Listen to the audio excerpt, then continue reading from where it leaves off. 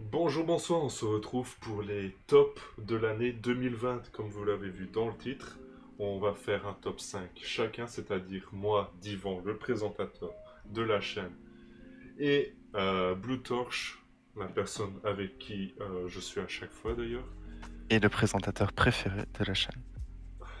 J'ai pas reçu assez de commentaires disant ça. D'après un sondage des internautes, c'est le cas.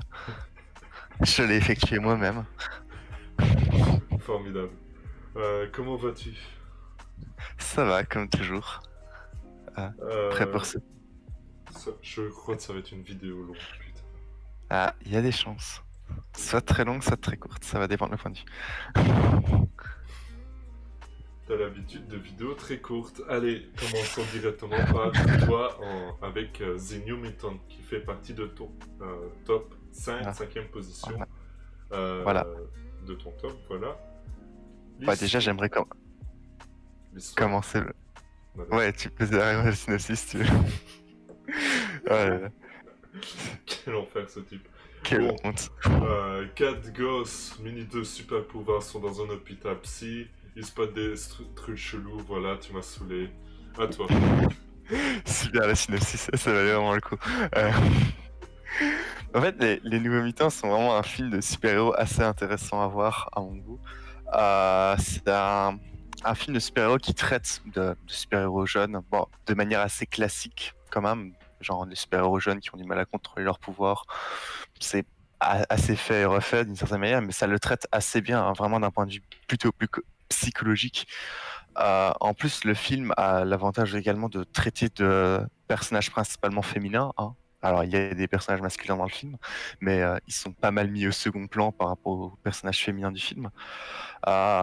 Enfin, le film est assez intéressant à voir et rythmé en général. Bien que le film ait quand même pas mal de défauts, hein. Pas tous les films de cette liste, quoi, je citerai quand même quelques défauts parce que pour moi ils ont tous des défauts. Ce n'est aucun film très exceptionnel à vous. Mais ça reste quand même des films assez bons et chouettes à voir. Mais oui, sinon, pour en revenir aux défauts, les, le film a quelques incohérences d'un point de vue scénaristique. Bon, je rentrerai pas trop dans les détails parce que ça pourrait aller assez loin.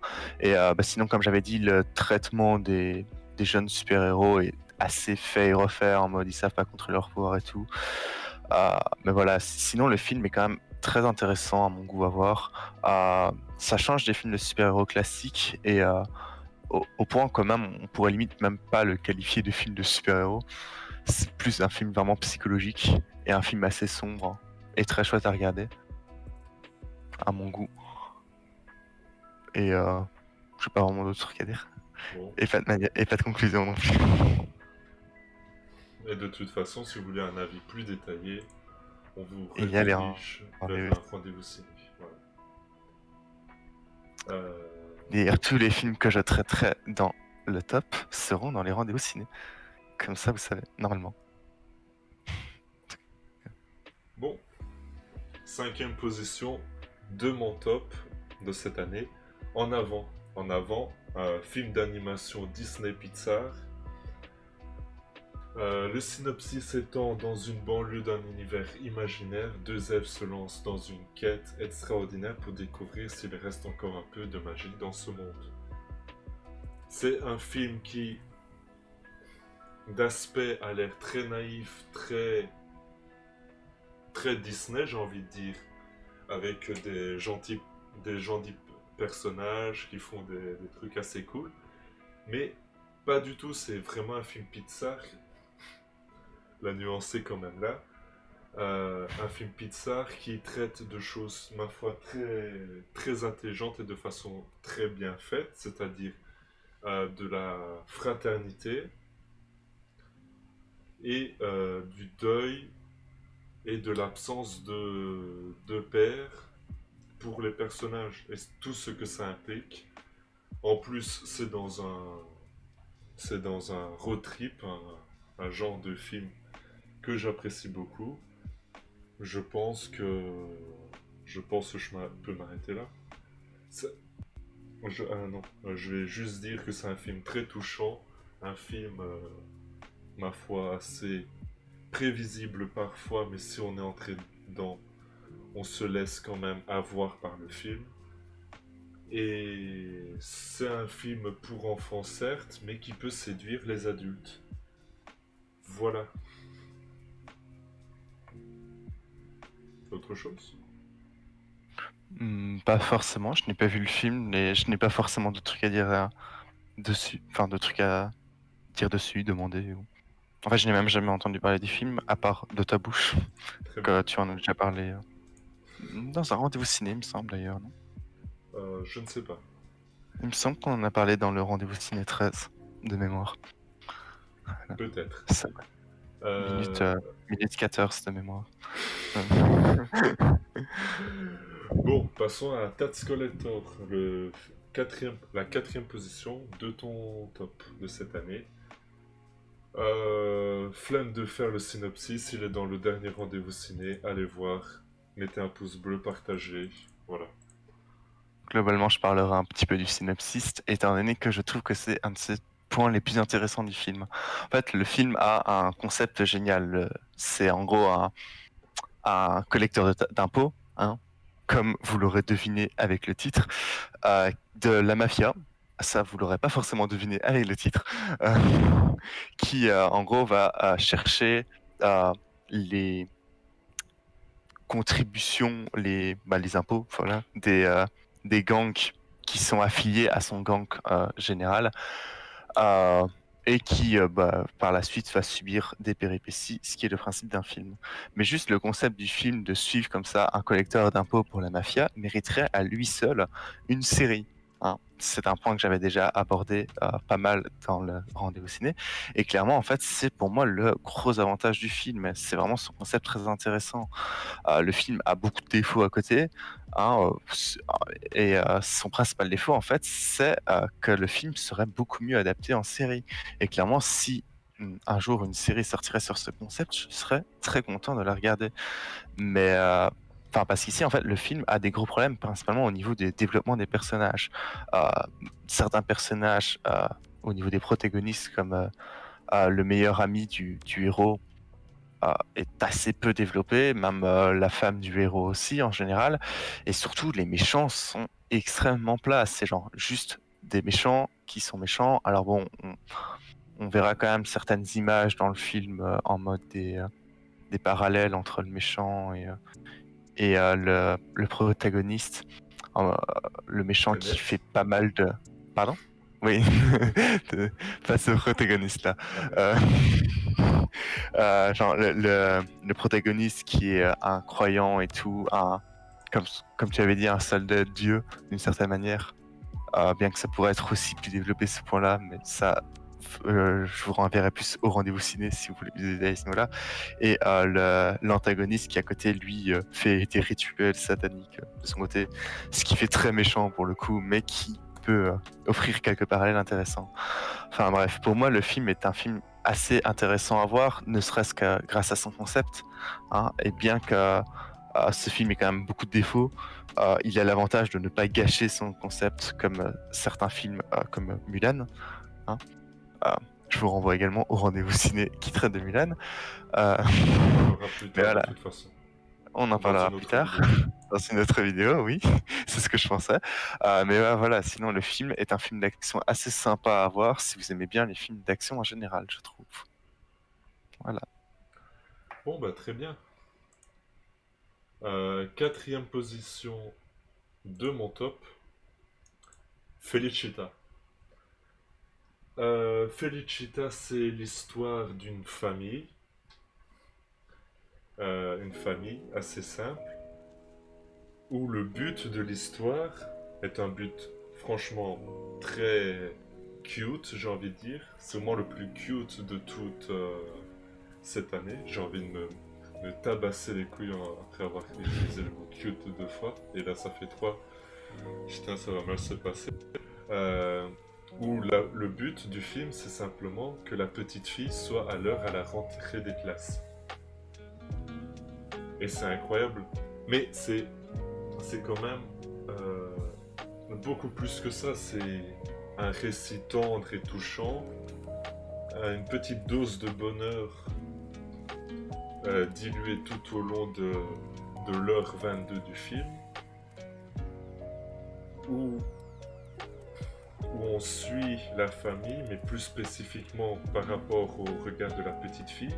La petite fille qui est pas tout à fait nette dans sa tête, c'est-à-dire comment dire, qu'elle s'imagine certaines scènes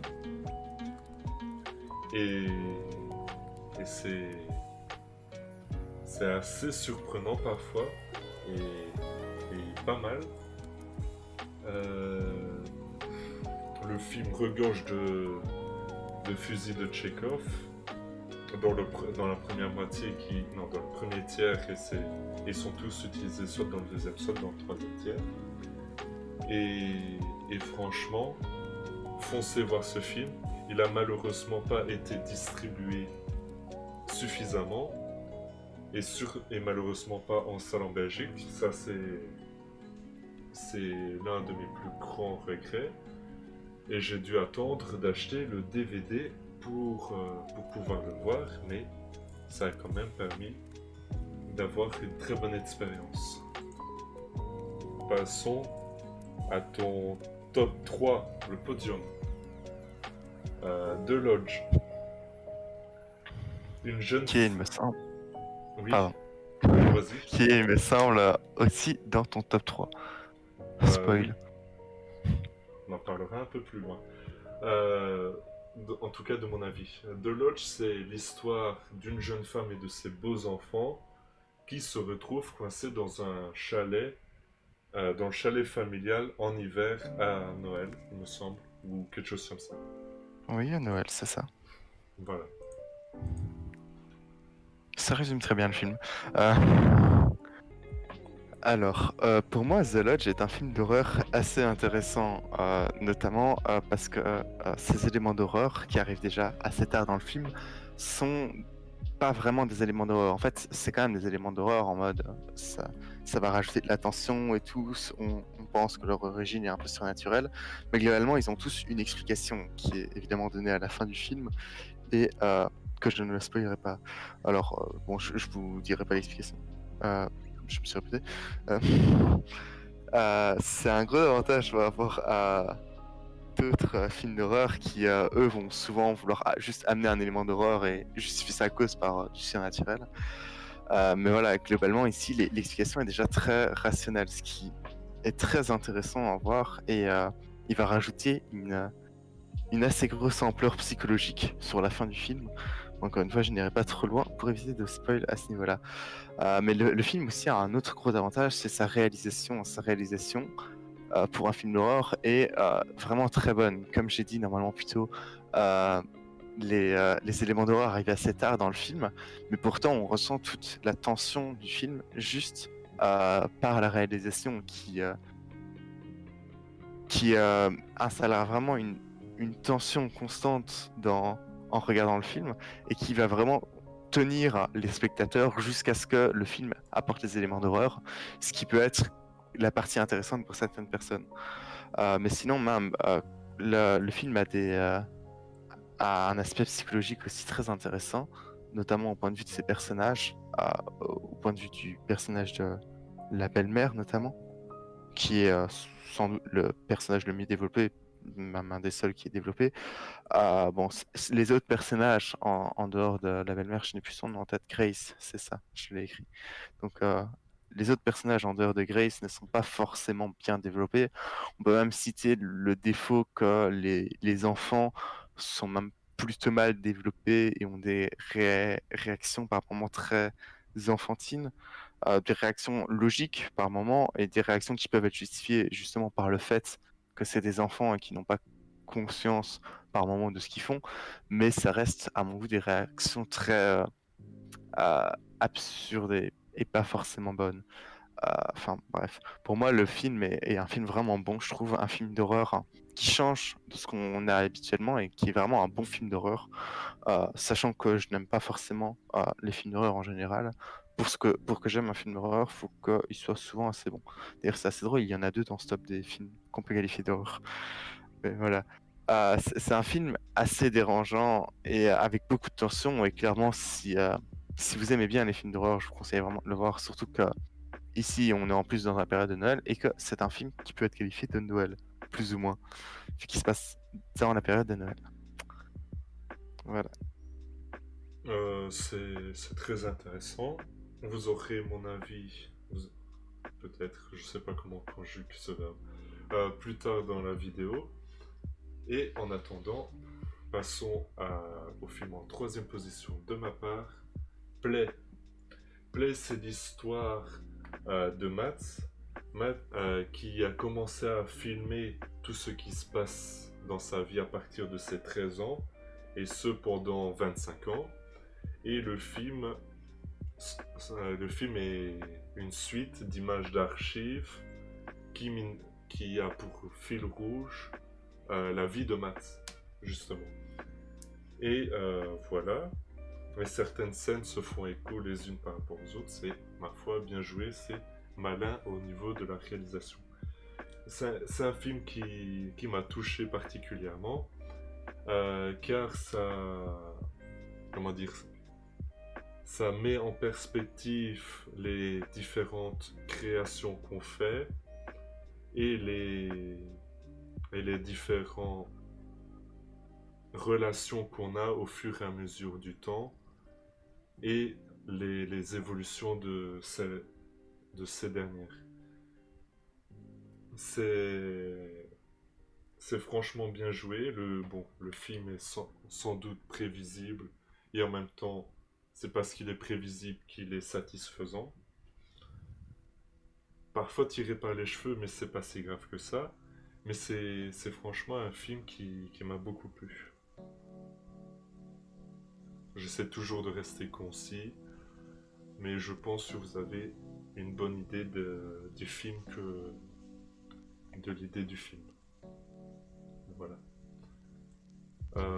Donc, passons au top 2, à ton top 2, Black Box. Où La boîte Ma- noire. Mamoudou joue un père veuf atteint de... Quoi? Ah mais c'est l'acteur ça. Bon, un père veuf sans prénom, on va l'appeler le protagoniste. Clin d'œil très net.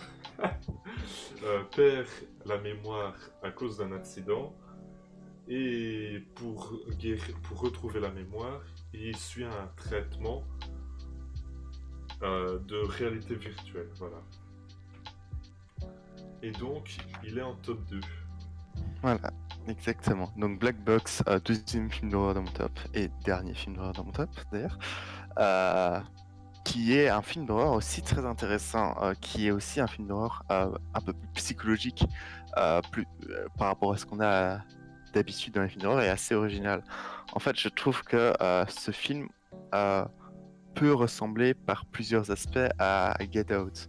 Bon, après, je n'ai pas vu Get Out, donc je n'irai pas plus loin dans cette comparaison.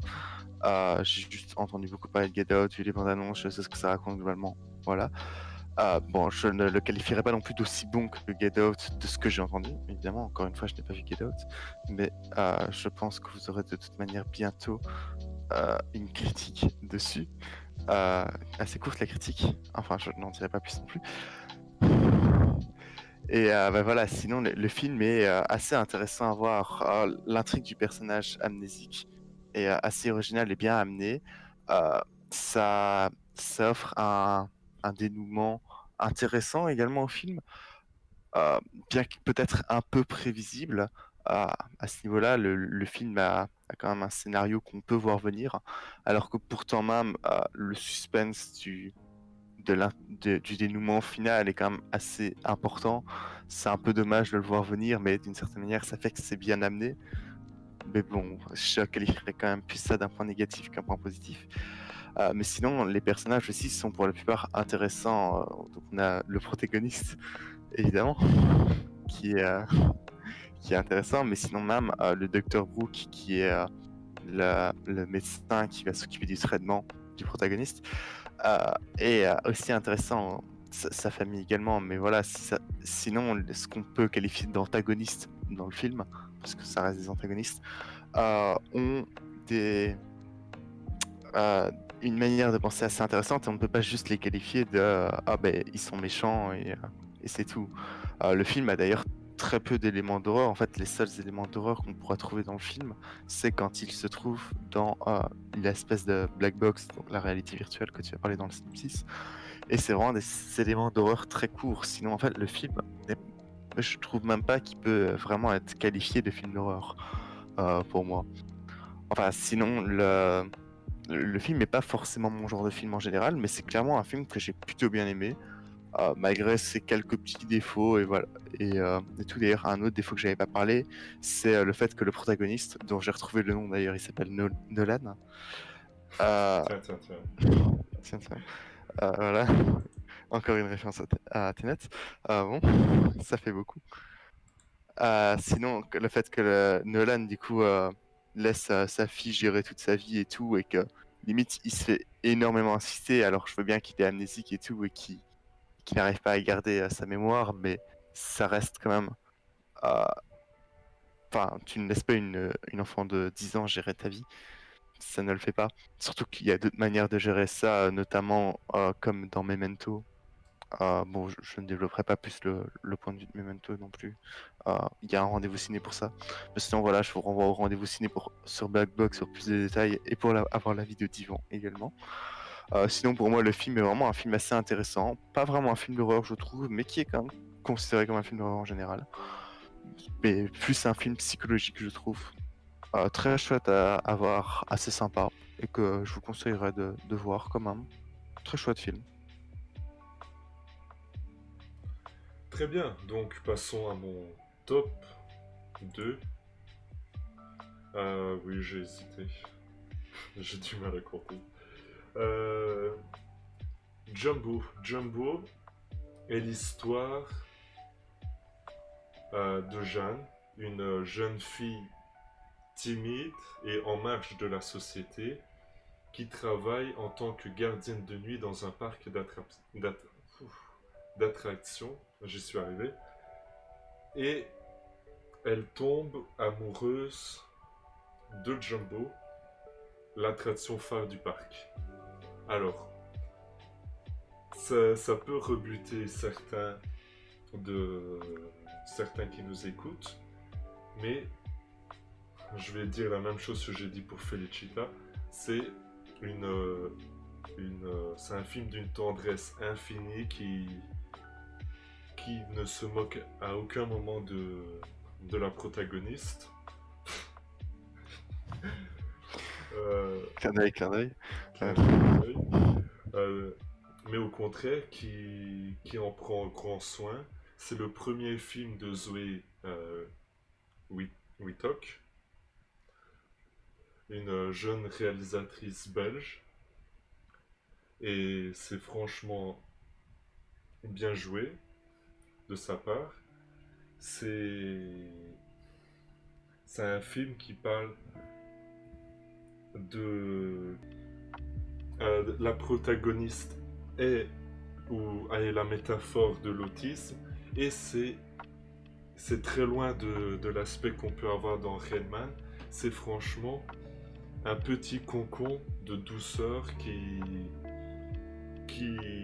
lorsque je l'ai vu en salle, était très, très tendre. Et pendant tout le chemin du retour, c'est un film qu'on aime repenser et revivre à son rythme. Tout comme le film de ton top 1, Antoinette dans les Cévennes. Effectivement. Antoinette est une professeure, une institutrice, amoureuse du mari et en liaison avec le mari d'une de ses élèves, et va essayer de le retrouver lors de randonnées dans les Cévennes, avec un âne s'appelant Patrick. Je te Personnage laisse, important à introduire. je te laisse Alors, parler.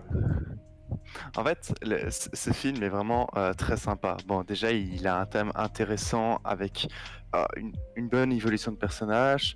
Bon, il parle de romance quand même. l'intrigue de base du film, c'est censé être ça, mais ça va vite diverger pour plus Diverger. parler merci, de, enfin, pour plus se concentrer sur l'évolution du personnage et sur la manière dont elle va voir les choses. Globalement, le film n'est pas du genre non plus à faire une fin en mode il vit heureux jusqu'à la fin des temps. Et ça, on s'en doute du départ, étant donné Antoinette, du coup, est amoureuse d'un gars qui est marié, qui a un enfant et qui a l'air de très bien vivre son amour avec sa femme, plus ou moins, parce qu'il est quand même, il a quand même une maîtresse, donc ça laisse à désirer l'amour avec sa femme qu'il a. Mais voilà, sinon le film est vraiment hyper sympa à voir, un film qui met vraiment de très bonne humeur, je trouve, à voir. Mais surtout, le film a un gros point positif, c'est l'âne, Patrick, comme tu disais. Donc Patrick est vraiment le meilleur personnage du film, alors même qu'il n'a aucun dialogue, il ne fait que crier de temps en temps, et clairement, ce personnage qu'on peut trouver au début un peu relou, hein, genre vraiment... euh, au début, on a le même avis qu'Antoinette, en mode ce personnage il va me faire chier pendant toute l'aventure et tout. Mais en fait, Lan devient très vite le meilleur personnage du film, et en fait, il va d'une certaine manière évoluer en même temps que le caractère d'Antoinette. Alors bon, Lan est censé avoir plus ou moins cette personnalité-là depuis le début, et c'est plus notre point de vue de Lan qui va évoluer en même temps qu'Antoinette. Et Lan devient vraiment le meilleur personnage du film à la fin, au point qu'on est un peu triste à la fin quand Antoinette doit finalement se séparer d'Alan, car toute histoire a une fin. Mais voilà, sinon, globalement, le film est vraiment très bon, et bien que ce soit pas mon film qui soit mon genre de film en général, vraiment un film qui est plus prévu pour être juste sympa, sans plus, pas un film qui est forcément prévu pour faire réfléchir ou quoi. C'est vraiment un film très chouette à regarder, et pour moi, le meilleur film de 2020. Après, je n'en ai pas vu non plus énormément. Et je ne trouve pas non plus que tous les films de ma sélection ici sont forcément exceptionnels. Euh, Clairement, c'est des films bons, hein, je ne dirais pas le contraire, mais ils ne sont pas forcément exceptionnels. D'ailleurs, ça se verra, je considère qu'aucun de ces films n'est vraiment digne d'appartenir dans un top de la décennie. Mais ça reste clairement quelques, ça reste clairement 5 bons films que j'ai partagés dans cette sélection, et je laisse la place au top 1 de Divan. Avant tout, j'aimerais quand même dire que sur 10 films, on a 4 comédies françaises, franco-belges, j'aime beaucoup. Voilà. C'est quelque chose qui me fait chaud au cœur. Donc, Dont 3 qui sont dans ton top. oui. Mon top 1, The Lodge. Bon, vous connaissez le synopsis. Revenez quelques minutes en arrière dans la vidéo si besoin. Des gens qui sont dans une cabane à Noël. Voilà, en gros. Synopsis de mieux en mieux. Avec de la neige, peut-être. Beaucoup de neige. Mais est-ce que c'est vraiment de la neige? Parce qu'ils s'en foutent dans le nez à un moment. Non, c'est pas vrai. Ils font du pain avec. Voilà. Bon, on rigole, mais ça va pas nous permettre de fourrer une colle, comme on dit chez les jeunes. Bon, pour rester sérieux, The Lodge est un film remarquable sur tous les points que tu as dit. Et c'est une grosse claque que j'ai reçue en milieu d'année et qui me fait encore frétiller. Ce mot est inapproprié, mais c'est pas grave. Donc foncez voir The Lodge, c'est un film formidable. C'est peut-être pas un film de la décennie, mais c'est un film intéressant, mine de rien, à avoir. Voilà. Merci d'avoir regardé cette vidéo des tops. Et on vous donne rendez-vous pour la prochaine vidéo, les flops qui arriveront, qui arrivera demain même heure. Demain. Oui, demain, par rapport à la sortie de cette vidéo. Oui, je me doute. Pas par rapport à nous, parce qu'on tourne un temps. Voilà. Voilà, donc... Toutes les références au protagoniste. Clin d'œil, clin d'œil. Clin d'œil. Voilà. Du coup, à demain. Salut. À demain.